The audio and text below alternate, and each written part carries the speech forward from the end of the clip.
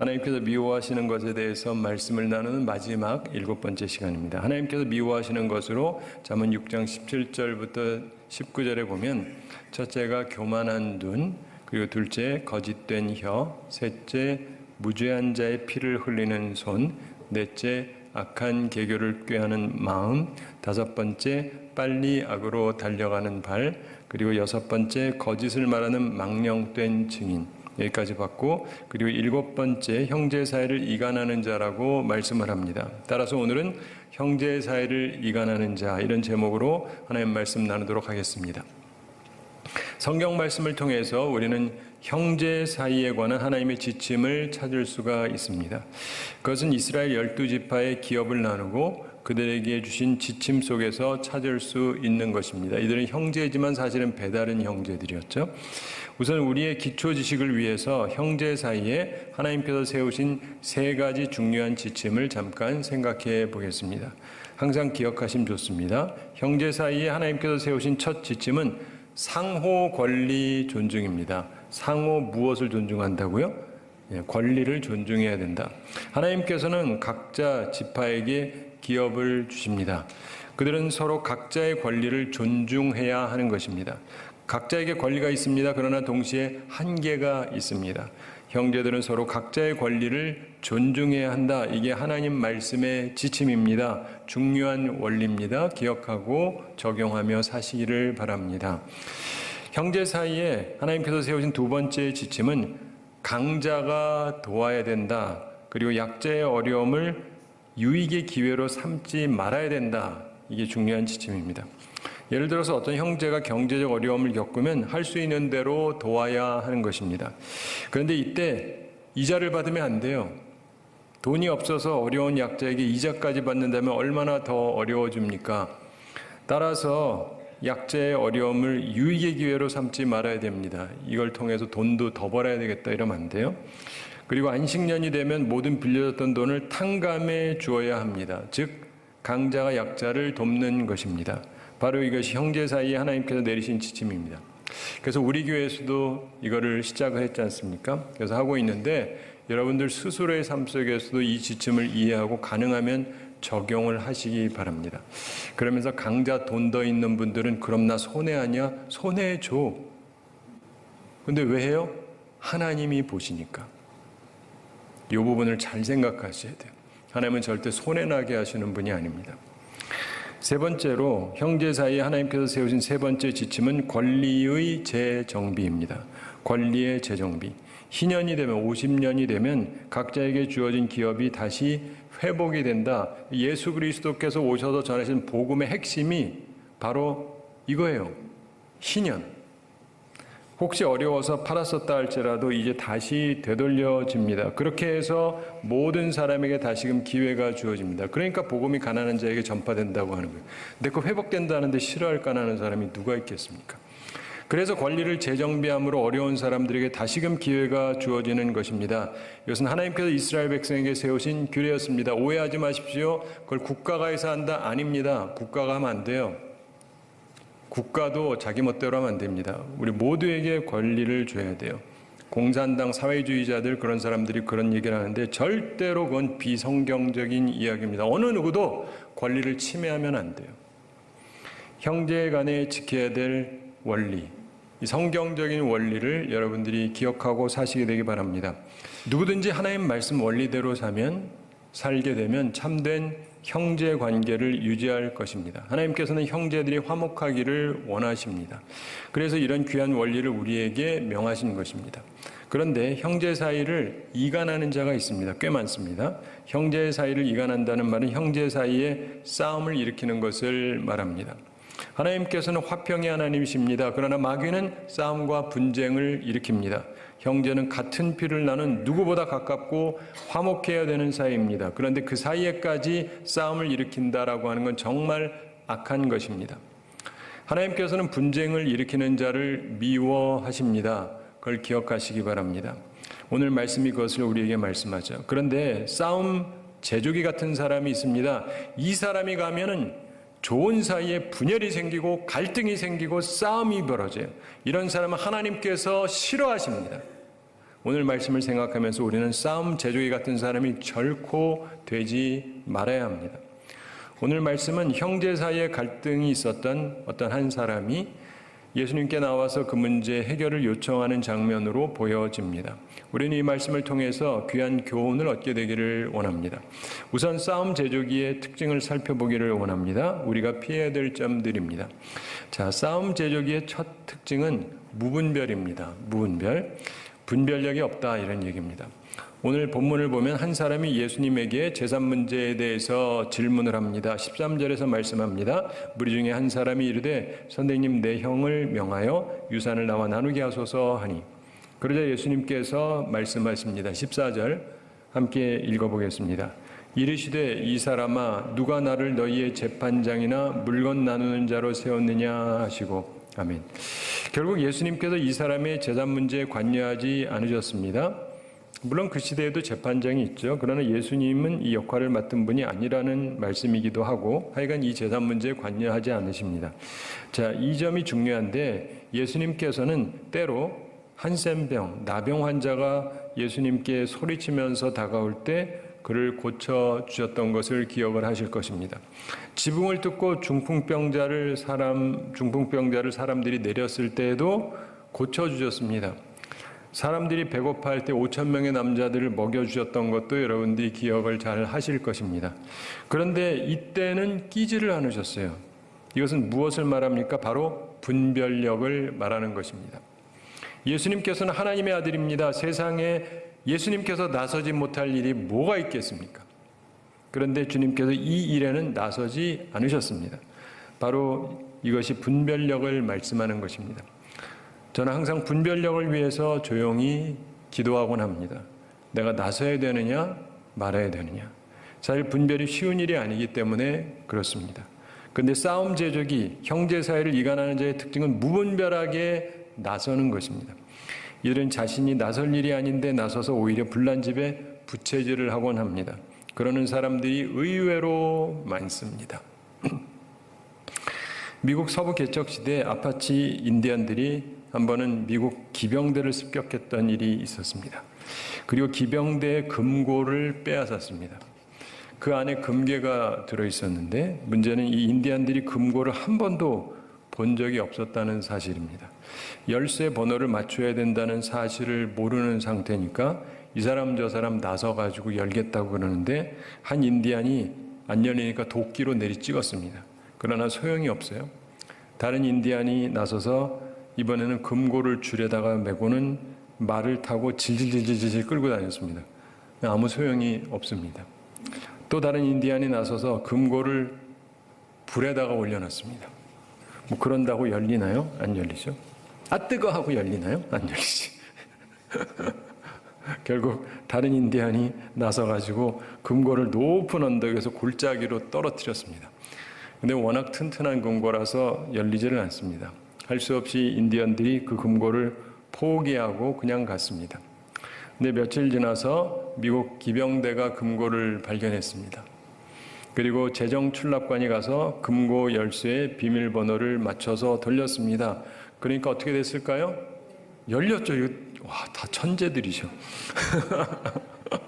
아는 사람에겐 간단한 얘기인데 모르는 사람한테는 이거 너무 어려운 거죠. 그래서 분별력이 중요한 것입니다.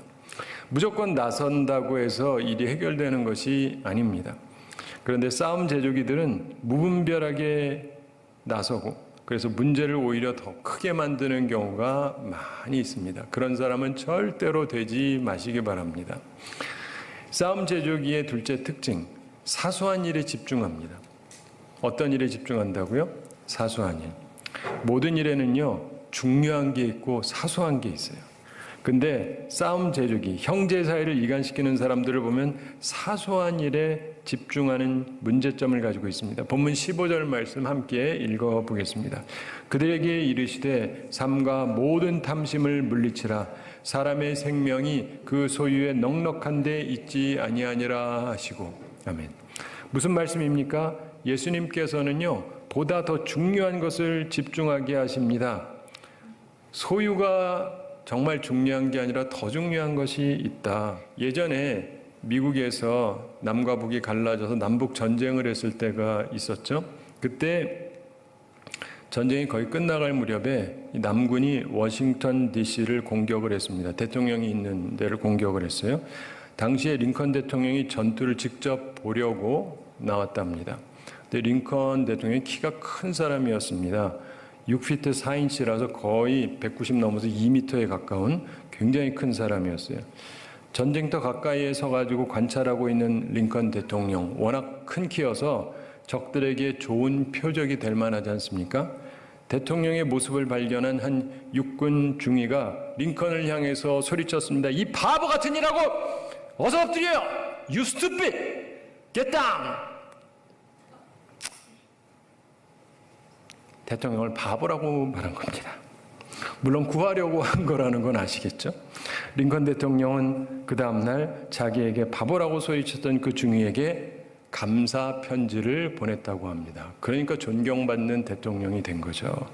사랑하는 성도 여러분, 여러분이라면 무엇에 집중하겠습니까? 나를 바보라고 한 거에 집중을 하시겠어요? 아니면 나를 살리려고 한다는데 집중을 하시겠습니까? 탁월한 사람들은 중요한 일에 집중하지만 싸움 제조기들 항상 사소한 일에 집중해. 날 바보라 그랬어. 따라서 모든 일이 시비 걸 일이 되는 거예요. 사소한 일에 집중을 하면.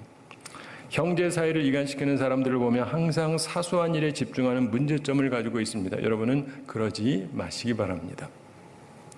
싸움 제조기의 셋째 특징은 염려입니다. 염려. 뭐라고요? 네, 염려. 본문 바로 다음인 22절에서 예수님께서 제 아들에게 말씀하십니다. 내가 너희에게 이르노니 너희 목숨을 위하여 무엇을 먹을까? 몸을 위하여 무엇을 입을까? 염려하지 말라. 유명한 말씀이죠. 평안한 마음을 가지고 살아야 될 필요성에 대해서 예수님께서 말씀합니다. 그러나 싸움 제조기들은 염려해요. 따라서 싸우게 되는 것입니다. 염려가 없다면 재물 때문에 싸울 필요가 없습니다. 근데 싸움 제조기들은 염려해요. 염려만 해요. 그리고 염려를 심겨줍니다. 그러니까 자꾸 싸움이 벌어지는 거죠. 사랑하는 성도 여러분, 우리는 싸움 제조기가 되지 말고 예수님처럼 화평하게 하는 사람들이 되어야 할 것입니다. 그것이 하나님께서 기뻐하시는 일입니다. 마태복음 5장 9절에서 예수님께서 말씀하셨죠. 화평하게 하는 자는 복이 있나니 그들이 하나님의 아들이라 일컬음을 받을 것이며. 우리는 화평하게 하는 복된 사람들이 되어야 합니다. 예수님의 제자라면 그러려고 노력을 해야 되죠. 근데 그렇게 하려면 오늘 말씀에 있는 예수님을 보면서 우리가 배워야 될 것이 있습니다. 화평하게 하는 자에게 역시 세 가지 중요한 모습이 나타납니다. 우리가 갖추어야 될 점들입니다. 첫째로 피할 것은 피하는 겁니다. 피할 것은 피하는 것. 화평하게 하는 자는 정확한 분별력을 가지고 피할 것을 피합니다. 13절에 보면 무리 중에 한 사람이 이르되 선생님 내 형을 명하여 유산을 나와 나누게 하소서 하니 이렇게 말씀하죠. 예수님께서는요 수많은 질문에 답변을 하셨습니다. 아주 곤란한 질문도 피하지 않으셨어요. 세금 문제도 그렇고 정치적인 것도 그렇고 피하지 않고 잘 답을 하셨습니다. 그대로 다루시던 분이셨습니다. 그리고 요한복음 8장에도 보면은 간음 중에 현장에서 잡힌 여성을 사람들이 데리고 와서 어떻게 해야 되냐고 묻죠. 구약에 의하면 때려 죽이라고 했는데 돌을 던져 죽이라고 했는데 어떻게 해야 되느냐. 그때 예수님께서 피하셨습니까? 아닙니다. 분명하게 이렇게 말씀하셨습니다. 너희 중에 죄 없는 자가 먼저 돌로 치라. 율법의 요구대로 말씀하셨습니다. 그랬더니 그들이 다 놓고 그냥 가버립니다. 그 외에도 상당히 난해한 질문도 예수님 앞에만 오면 아주 명확하게 답이 되면서 모든 것이 해결이 너무너무 잘 되었습니다. 그런데 이 본문을 보면서 많은 사람들이 잘 이해하지를 못합니다. 결국 형제 사이의 분쟁에 예수님이 이 말씀을 했는데 어떤 결과를 가져왔는지 설명이 되어 있지는 않습니다. 그러나 우리는 삶의 경험을 통해서 예수님의 방식이 역시 최선이라는 것을 믿을 필요가 있습니다. 이것은 불간섭주의입니다. 피할 것은 피하는 것입니다. 특별히 형제 사이의 재산 싸움에서 제3자는 최대한 피하는 게 좋습니다. 간섭하지 않는 게 좋습니다. 바로 그것이 화평케 하는 지름길입니다. 이것은 정말 중요한 것입니다. 저는 정말 많은 사람들이 이 중요한 사실을 제발 깨달았으면 좋겠습니다. 자꾸 싸움에 끼어들지 마십시오. 끼어드는 것이 화평케 하는 게 아닙니다. 싸움에 간섭하지 않는 것, 특별히 친밀한 사이, 형제 사이의 싸움에 끼어들지 않는 것이 참으로 중요합니다. 피할 것은 피하셔야 됩니다. 다 피한다는 게 아니라 피할 것은 피해야 돼요. 바로 이것이 화평케 하는 자의 첫 특징입니다. 화평케 하는 자의 둘째 특징이 있습니다. 시각의 전환을 이끈다는 거예요. 시각의 전환을 이끈다. 새로운 관점으로 지금 문제를 보게 합니다.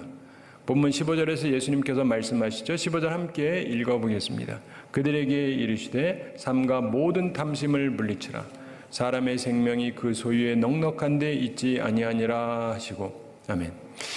자, 이렇게 말씀하시면서 시각 전환을 위해서 어리석은 부자라고 하는 아주 유명한 비유를 말씀하십니다. 그 비유에서 결론은 21절에 나오죠. 21절 함께 읽어보겠습니다.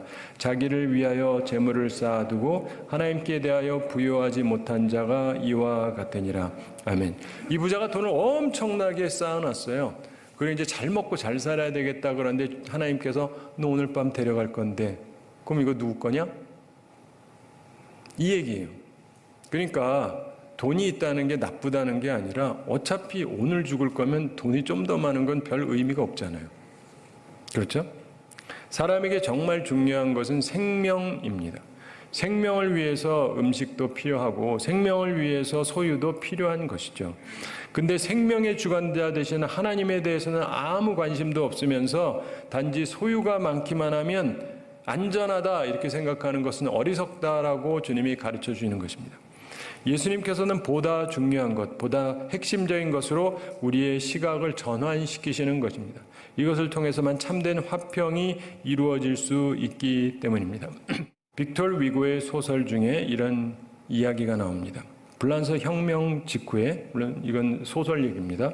숲을 지나던 병사들이 우연히 굶주림에 지친 한 여인 그리고 세 아이들을 발견하게 되었습니다. 불쌍하게 여긴 상사가 빵 한 덩이를 그들에게 줬어요. 그랬더니 그 여인이 빵을 받자마자 4조각으로 나눠서 먹는 게 아니라 3조각으로 딱 나눠요. 그리고는 아이들에게 나누어 줍니다. 그 아이들은 그걸 받아가지고 배고프니까 허겁지겁 먹습니다. 여인은 한 입도 먹지를 못했어요. 그 장면을 보던 젊은 병사가 빵을 준 상사에게 이렇게 말했습니다. 소설 얘기예요. 저 여자는 배가 고프지 않은 모양이죠. 자기 몫도 남겨두지 않고 아이들에게 다 주지 않습니까? 그랬더니 상사가 이렇게 답합니다. 그게 아니야. 배가 고프지 않은 것이 아니라 어머니이기 때문이야. 무슨 말인지 아시죠? 네. 상사는 사랑이라는 시각을 통해서 그 행동을 이해할 수가 있었던 것입니다. 그러나 배고픔만 생각하는 젊은 사람은 그게 이해가 안 되는 거죠. 참된 시각의 전환이 있을 때 우리는 바른 깨달음을 얻을 수 있습니다. 그리고 참된 화평을 이룩할 수 있습니다. 화평케 하는 자의 둘째 특징은 시각의 전환을 이끄는 것입니다. 여러분도 그런 사람들이 되시기를 바랍니다. 화평케 하는 자의 셋째 특징은 하나님의 나라를 구하는 것입니다. 하나님의 나라를 구하는 것. 시각 전환의 방향이 어디냐? 바로 하나님의 나라인 것입니다.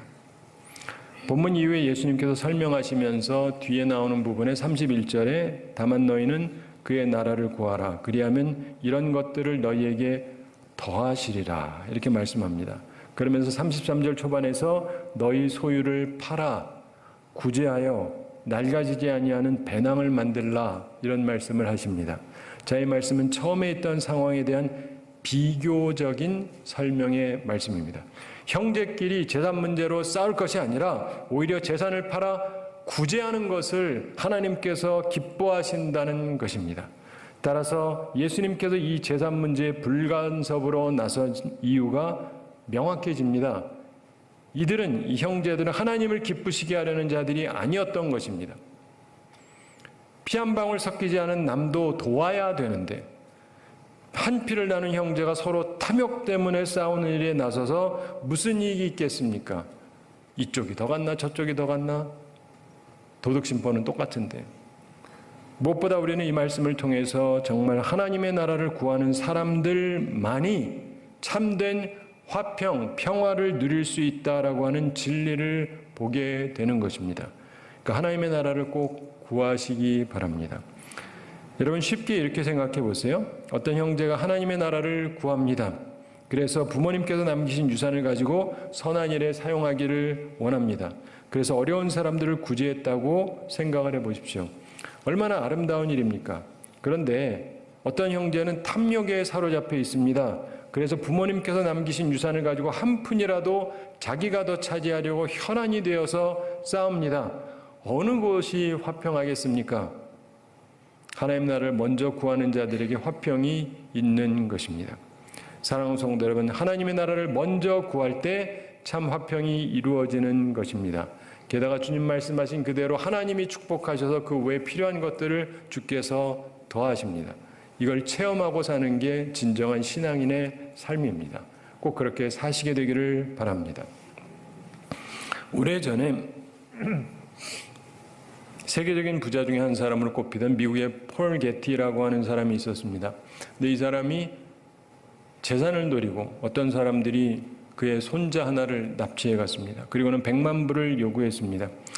워낙 큰 부자라서 그에게 100만 불은 아무것도 아니에요. 옛날 얘기지만 그래도 10억도 그 사람한테는 아무것도 아니었거든요. 그런데 이 사람이 자기 손자 몸값을 지불하지 않겠다 이렇게 답을 했어요. 이유가 뭐냐? 그에게 손자가 14명이나 있는데 이거 한 번 주면 앞으로 계속 이 일이 벌어질까 봐 못하겠다 그랬습니다. 그런데 사실은 이 사람은 원체 부자라서 모든 손자에게 그런 금액을 다 지불해도 아무 지장이 없는 세계적인 부자였어요. 그러나 그에게 손자의 생명보다 돈이 더 소중했던 것 같아요. 그런데 납치범들이 그런 이유 때문에 양보할 것 같습니까? 자기들도 어떻게든 돈 벌겠다고 작정하고 덤빈 건데 납치범들이 화가 났습니다. 그래서 소포를 보내왔습니다. 소포를 열어봤더니 손자의 오른쪽 귀가 잘려 있었습니다. 실화예요, 실화. 받은 소포에서 자기 손자의 귀가 있는 것을 보고 이 부자 할아버지가 얼마나 놀랐겠습니까? 게다가 계속 이럴 수도 없잖아요. 세계적으로 욕을 먹는데 돈도 있으면서. 그래서 할 수 없이 100만 불을 지불하기로 했습니다. 그런데 그냥 지불하는 게 아니라 대신에 이 100만 불을 손자의 아버지, 즉 자기 아들이 나중에 이자까지 쳐가지고 함께 되돌려 갚겠다 이 조건으로 내줬다 그래요. 참 훌륭한 아버지, 할아버지죠. 이 일로 그 집안이 화평해졌겠습니까? 화평은요, 돈으로 얻을 수 있는 것이 아닙니다. 하나님 나라를 먼저 구할 때, 하나님의 의를 먼저 구할 때 참으로 얻을 수 있는 것입니다. 바라기는 우리 모두 형제 사이를 이간시키는 싸움 제조기가 아니라 화평케 하는 자들이 되기를 간절히 바랍니다. 한 가지 이야기 말씀드리면서 오늘 말씀을 마치겠습니다. 제1차 세계대전이 발발하고 3년째 되던 해에 프랑스가 큰 위기에 직면했었다 그럽니다. 안팎으로 갈등이 있었기 때문입니다. 국경에는 독일군이 침입해 오는데 안에서는 대통령, 그 당시 대통령 푸엥카레 그리고 그 당시 수상 클레망소 이 둘이 의견 충돌로 정치적인 반목 상태에 있었습니다. 그걸 보면서 국내 원로들이 크게 우려하고 중신들이 대통령에게 두 사람이 화목하지 않으면 우리나라 망할 거다 이렇게 권고를 했습니다. 사실 위기의 시대에 지도층이 분열하면 큰일입니다. 대통령이 심사숙고하고 나서 클레망소 수상에게 정부 조직의 책임을 맡겼습니다.